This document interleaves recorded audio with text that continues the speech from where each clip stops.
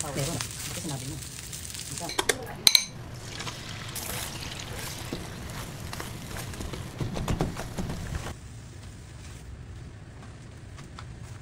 Yan, tip ko kapag may mga gantong griddle kayo, or any griddle kahit hindi naman, or any cast iron pala na hindi lang griddle, pagkagamit nyo, kung hindi nyo rin lang mahugasan at masisison agad, wag nyo munang hugasan. Kasi ang problema dito, nagkakalawang kapag for example hinugasan nyo tapos hindi nyo sinison, tinenggan nyo, magkakalawang siya. So pagkahugas, mandatory, isison nyo para hindi siya magkalawang, then para bumalik yung kanyang non-stick effect.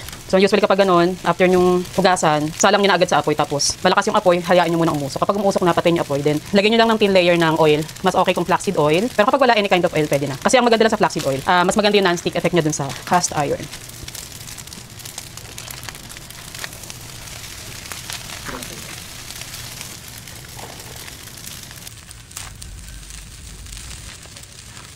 Sige.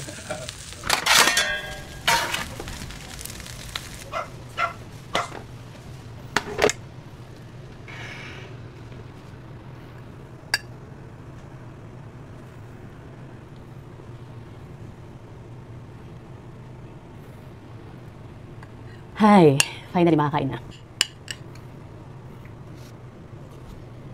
Bagay na bagay yung fish dun sa ano, sa yamchaw.